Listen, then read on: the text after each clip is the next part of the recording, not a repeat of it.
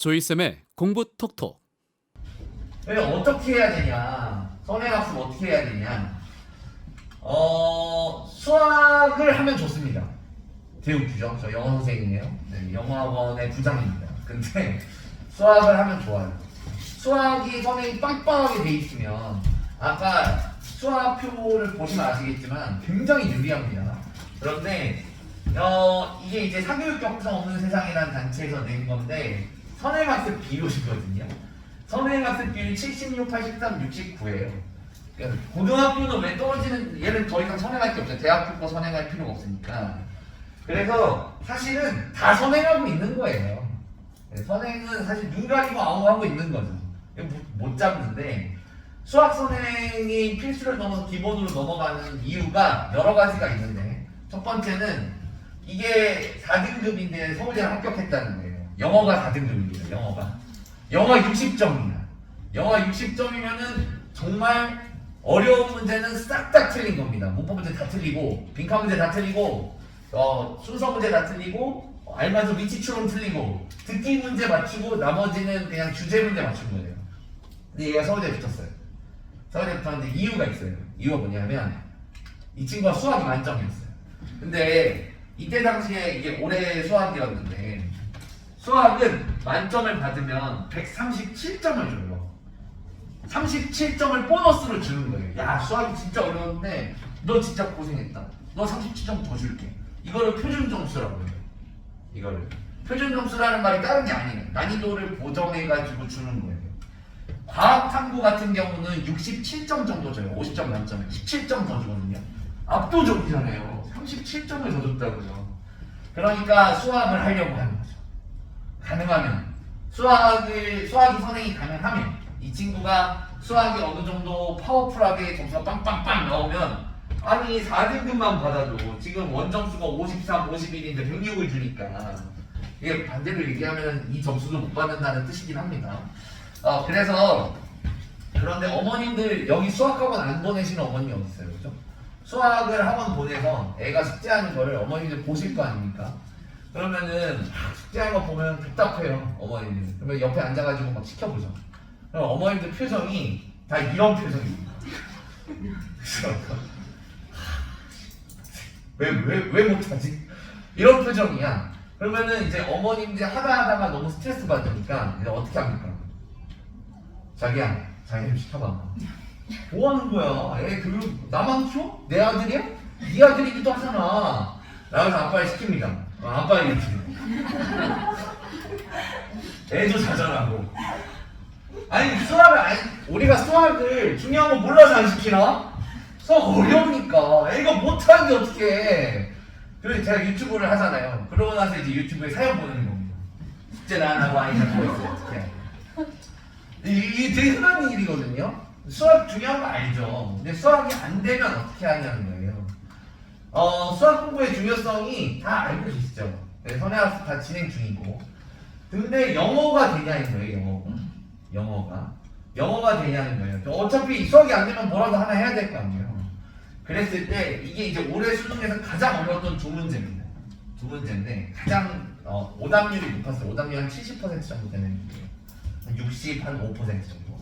그 정도 되는 애들인데, 이게 지금 있는 단어들을 분석해보면 한 2글 정도 돼요. 우리 학원에 2글 정도 레벨이에요. 어머님들 느끼기 2글은 그렇게 고레벨이 아니잖아요. 그렇죠. 그래서 별로 찍으실 필요가 없는 거예요. 네, 이거 보시면 요 놈이 이제 디텍티브로 시작하는 디텍티브 레이드, 요게 파예요. 파 단어장이에요. 파 단어장입니다. 파 단어장에서 우리가 디텍티브를 처음으로 줘요. 우리는 이렇게 안 해요. 왜 아시죠? 우리 단어장 안 줍니다. 단어장 안 주고 원어민 선생님이랑 이걸 가지고 이제 예문도 만들고 동의어도 찾아보고 이런 식으로 학습을 하지, 이거는 그냥 저희 같은 애들이 쓰려고 만들어 놓은 거예요. 근데 우리가 파에서 디텍티브를 처음 주는데, 이 디텍티브가 언제 나오냐면 중학교 3학년 때 나와요. 중학교 3학년 겁니다. Y겜 송. 이건 Y겜 파. 중학교 3학년 때 가야 파에 나오는 단어가 들어가는 거예요. 교육과정 단어로는. 그리고 이번에 이제 아이덴티파이, 요거는 이제 버디 단어장이에요. 버디 단어장인데, 버디 단어장에 있는 게 고등학교 1학년 때 가야 나와요. 이거 고등학교 1학년 겁니다. 능력과예요. 고등학교 1학년 교과서. 교과서의 단어는 대부분 일치시켜 놓습니다. 교육부에서 교과서 만들 때 이런 단어를 넣어주세요 하면서 만들거든요. 그러면 청담학원에 다닌다는 게 요 정도 수준이 돼요. 메가기가 테라에서 초등 수준이 끝나고 버디파를 지나면서 중학교 수준이 다 끝나요. 어머님들은 알바트로스 정도는 가야 이런 거 애가 하는 거지 이렇게 생각하시지만 교육과정, 그러니까 학교의 교과서와 비교해보면 어마무시한 선행이 되고 있는 거예요. 게다가 버디 이글까지 가면 고1, 고2 수준까지 끝나요. 그럼 그 다음에 우리 수능 푸냐? 아니잖아요. 이글부터 요 4개 단계에서는 토플을 한단 말이에요.